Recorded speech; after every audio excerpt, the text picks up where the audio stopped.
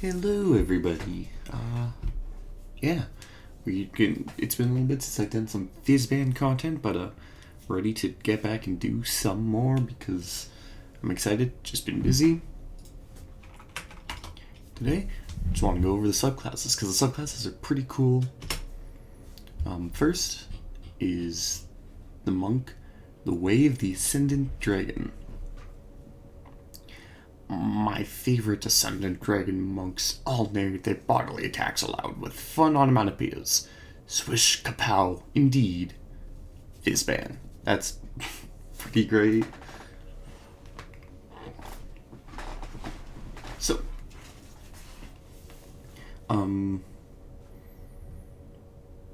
yeah, first, you have the origin. I really like the origins. Makes it more unique, gives you something that you want to stand out, make your story more interesting, whether it's a dream, or you've been training your whole life, anything like that. It's just cool having something that you can say, this is why I'm unique.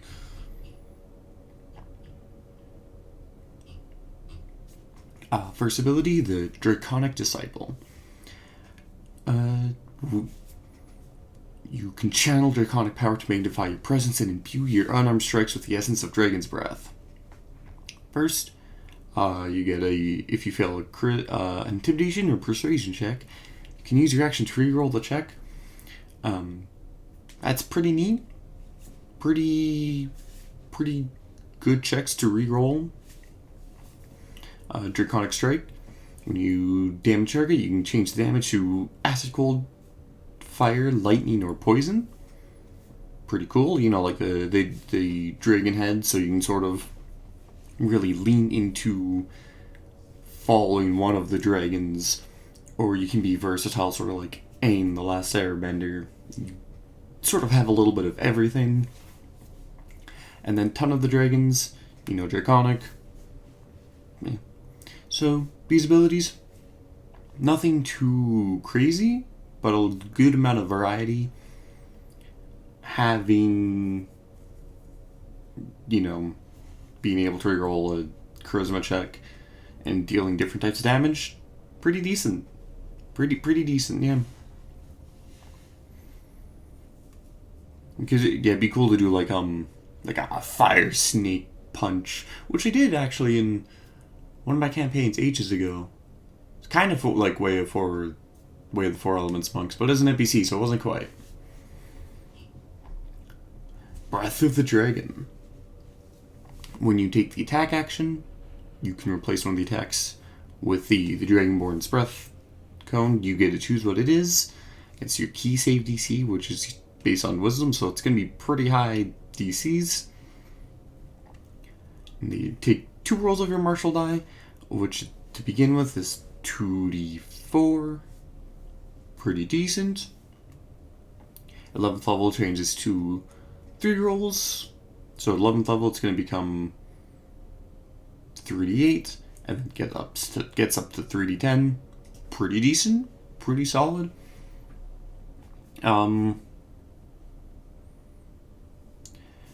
Man, just you can punch someone's breath weapon and flurry your blows them or something else.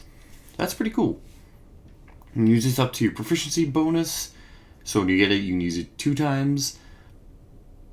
And then once you get to 11th level, you can use it 4 times. Pretty solid. You see 2 key points to use it again if you have no uses. I like that. I like that you have uses, and then you can sort of bleed into your key pool because, at first few levels, it's a lot to go through, but you're doing a lot of damage. But it will take up a large chunk of your key points. But 11th level, you've got, I'm looking there, you have 11 key at 11th level, so pretty decent. Pretty decent indeed.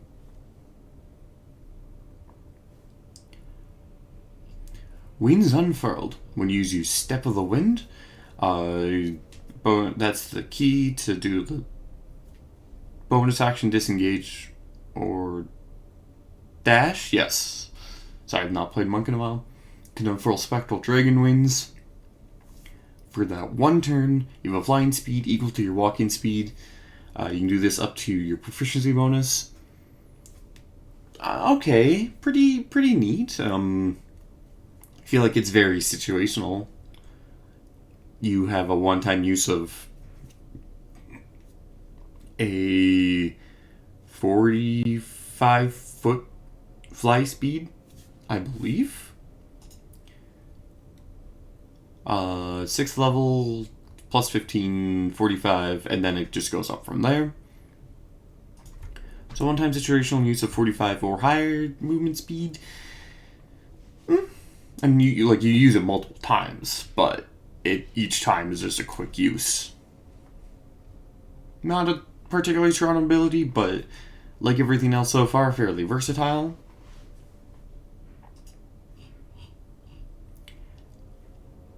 Aspect of the Worm.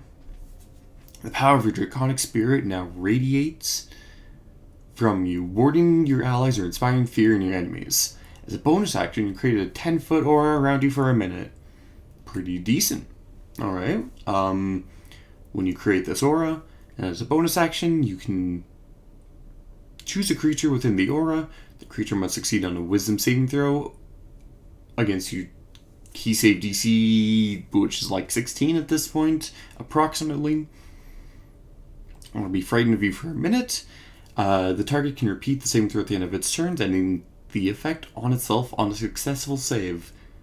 That's pretty solid, because even if they succeed, they still keep making the save for the entire minute. So if they fail and then succeed, but they're still within 10 feet of you, they have to keep making that save. So you're really good at just hunkering down and like forcing someone to keep being afraid of you, essentially.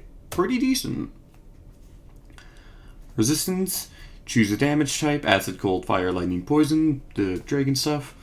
Pretty decent. Once you create this aura, you can't create it again unless you spend 3 key points. So, yeah. Neither of these are like life-saving abilities. Frightful Presence will probably come in clutch, same with Resistance.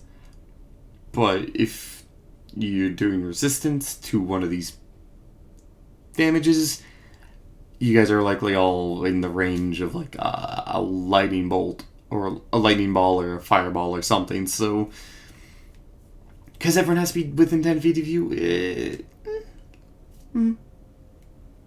can come in clutch, but yeah. Overall, pretty decent. Pretty decent abilities. Ascendant Aspect. You gain the following benefits. When you use your Breath of the Dragon, you can spend 1 key to augment the shape and the power, making it a 60-foot cone or a 90-foot line. That cone's pretty massive. And each creature that's in the area takes damage equal to 4 rolls of your martial die, which at this point is 4d10. Pretty decent. If you're fighting like a large horde of enemies, good ability. Yeah. Blind sight out to 10 feet. You can see everything that's not behind total cover. That's pretty awesome. Basically, yeah. Makes you super duper scary as long as you're within 10 feet of someone. Explosive Fury. Choose any, when you activate your aspect of the worm, choose any number of creatures within 10 feet of you, and make them make a 3d10, or make them make a dex save for 3d10 damage of your choice. Pretty solid. Again, so it seems like the monk is more focused on versatility and variety as opposed to having like 1 or 2 super clutch abilities. But that's not bad. It's very reminiscent of like the Way of the Four Elements. Pretty good. Pretty good overall. Like it. The Drakewarden. This is the one I was really excited about. I like the dragon. I like dragons. And I'm like, man, hopefully I can get like a dragon companion. And then I saw the UA one. And I was disappointed. Because the UA one kind of sucked. You can only summon your companion for an hour a day. And yeah, that's not why I wanted if I wanted an animal companion that disappeared, I wouldn't have an entire class that's based around having an animal companion for 1 hour. Yeah. So hopefully this is better. They say that rangers tend to look a lot like their bestial companions. That makes Drakewardens among the most attractive of humanoids. That's pretty gross, Fizban. I don't care about your fetishes. Your connection to the natural world takes form in Draconic Spirit, which, again, more origins, and I really do like the origins because you make your stuff unique. My favorite one of these is a dragon give you geode or gemstone, and the drake hatch from the stone. That's pretty cool. Yeah, there's other stuff like Secret Order. You study dragons. All sorts of cool things to really make your story unique if you need a little bit of a push tying in your class to your backstory. Draconic Gift. You learn Thaumaturgy, which is the ranger spell, which I don't think does anything, but, oh well. It's Thaumaturgy. It's a good cantrip. I don't know, yeah. Thaumaturgy is good. You learn Draconic. Pretty good. And, yeah. Pretty decent Draconic Gift. Like, knowing Thaumaturgy is just, yes, it's very good. Drake Companion. You magically summon the Drake and spawn to you. Appears unoccupied within 30 feet. It obeys your commands. Uses your proficiency bonus. Thank you so much for sticking with scaling companions. I think they fixed this in Tasha's, but boy. Ranger companions, absolutely abysmal. Up until recently, because they just didn't scale. So your buddy that has a +4 to hit at level 1 has a +4 to hit at level 20. Has 13 AC at level 1, 13 AC at level 20, and is pretty much sucked after like level 7. Or like 6 or something. So I'm glad that they finally have a scaling feature, because it makes animal companions viable. Whenever you choose the Drake, choose a damage typeless in the Draconic Essence trait, probably the 5 dragons. You determine the cosmetic characteristics, which, I mean, I thought was pretty obvious anyways, but it's cool that, they mention it, so then people might think to do that, because I guess some people might not have thought that they could choose their cosmetic characteristics, like color, scale, texture, visible effects. That's pretty cool. Combat Drake shares your initiative count, takes its turn immediately after yours, can move and take its reactions on its own, but yada yada yada, only does that. I hope at later levels it's a bonus action to... No, sorry, it's already a bonus action. I hope that later levels it can work command on its own, but I doubt it will, so be very cautious when you're taking a companion that they probably will not... You probably won't be able to use your bonus actions, because you'll probably be using them for your companion. Same with Beastmaster. So you don't usually want a lot of things like Hunter's Mark, which is bonus action. You don't really want a lot of those spells prepared, usually. Drake Companion. Alright. Please be good. 14 plus proficiency bonus, so 16 to 20, pretty decent. 5 plus 5 times your ranger level. So starts with 10 at level 1, 105 at level 20. Okay, decent. Not super tanky, but that's pretty alright. Yeah. It's tanky enough, with decent AC and stuff, so Pretty alright. Pretty fast, speed 40 feet. Draconic Essence, when you choose a Drake, choose Acid, Cold, Lightning, Fire, Poison. Pretty standard fare. Actions Bite, +3 plus your proficiency bonus. That's pretty decent. So +5 to +9 to hit. Alright. Hit 1d6 plus proficiency bonus piercing damage. Fascinating. Alright. Yeah. So d6 +2 to 1d6 plus 6. I mean, it's not a lot, but it's not bad. A few strikes. When another creature within 30 feet of the Drake hits a target with the weapon attack, the Drake can infuse the strike with its essence, causing the target to deal an extra 1d6 determined by the Draconic Essence. That's pretty solid. Yeah, just doing it 3 extra d6. It does take a reaction, but that's pretty solid. Drake remains until it reduces 0 hit points, until you use this feature to summon the Drake again, or until you die. Nice. I'm so glad that it's not on an hour basis. I like the fact that it stays with you unless it dies, or you die, or yeah. Or you summon it, so that's cool. I like it. Or you can use a first level. Yeah, so if you summon it, you have to spend a first level spell slot to summon it again. That's alright. That's not too bad. I like it. Good. Hopefully it stays good. Because, I mean, obviously this does trail off at later levels. But it started off pretty strong. So, Bond of Fate and Scale. The bond you share with the Drake intensifies, protecting you and stoking the Drake's fury. Grows wings on its back and gains a flying speed equal to its walking speed.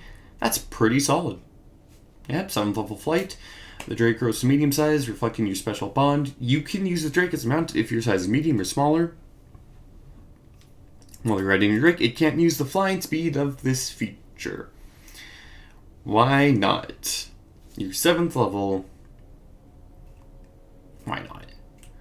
But,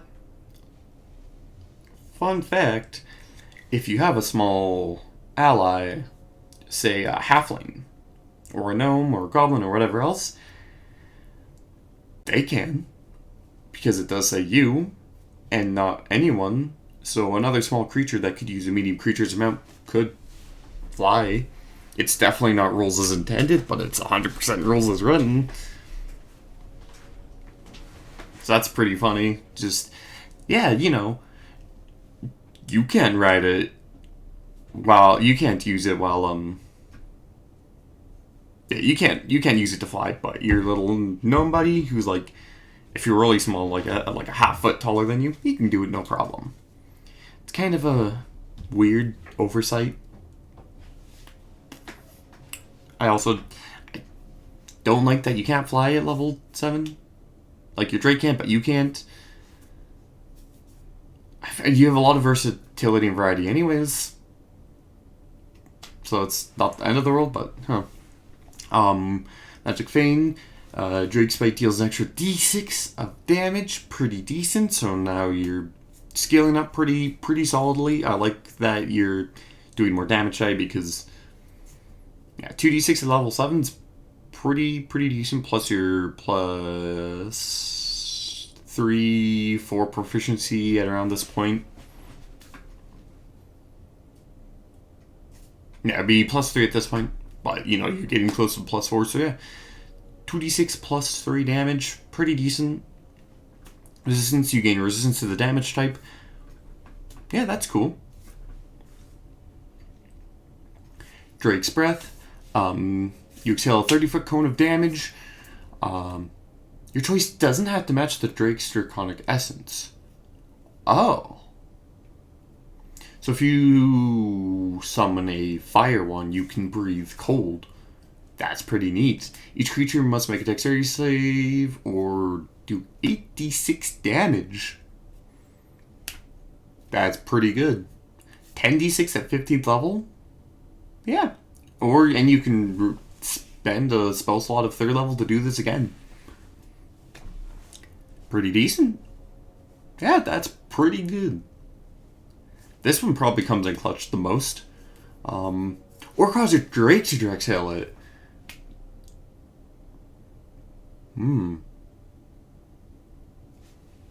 Your choice doesn't have to match the Drake's Draconic Essence. So does this mean that you could summon a fire one and then just breathe lightning? That's pretty terrifying. Okay. This is pretty clutch. I think this is the first pretty clutch ability we've seen that's not just versatility.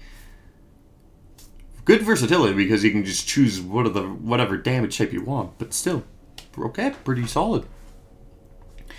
Perfected Bond. 15th level, Empowered Bite. Deals an extra 1d6 damage. So 2d6, so you're doing 3d6 damage at this point, plus your 5, 6. Yeah, so 3d6 plus 5. Pretty decent. Your companion's obviously not going to be doing as much damage like most of the other people in your party, but because it's you and your companion, that's a pretty good trade-off. So I like it. I do like that they're scaling now, as opposed to you deal 1d6 plus 1 damage. Have fun, loser. Excuse me. Large Drake. It's large. No longer prohibited by the use of flying. From using the flying speed from Bond of Fane and Scale. It's level 15. It's a little late for that, in my opinion. I would have liked to see this as like the 11th level, like as in tandem to the 11th level ability. That's quite a mouthful. It just 15th level, so then you can use your mount to fly. Feels late. Everyone else that gets mounts can do it well before level 10. Obviously, there's not a lot of other mounts, but the few other mounts there are, I'm pretty sure everyone else can do it before level 10. And the fact that you have to wait till level 15, it's not great. Reflexive resistance. When either you or the Drake takes damage when you're in 30 feet, you can use your reaction to give yourself or the Drake resistance to that instance of damage. That's pretty solid. Yeah. It gives you use for your reactions, because as a ranger, you're usually not using your reactions. You're usually in the back line, shooting, or you and your companion might be flanking. So this gives you a nice bond between you and your companion. But okay, so overall, I like it. Pretty solid. I do wish that they would, there's a couple of minor issues I have with both of them. Specifically, the Ranger, this is the one I was more hyped for. The fact that it scales is awesome. The fact that you get some of your abilities kind of late really sucks. I think it's worth it. I might play it in the future. This is actually what I was going to play in a short campaign. But I hated the fact that your companion lasted only an hour, so I just didn't play it, and I played something else. Man, overall, pretty solid choices. These, if you want a versatile class with a lot of variety, like a lot of different things you can do, these subclasses are really good. If you want something that's got a lot of oomph, probably not the way to go. So, depends entirely on your playstyle. Personally, I'll probably play one of these in the future. Anyways, this is Archon Ultron signing off, and I'll see you guys in the next one. Peace.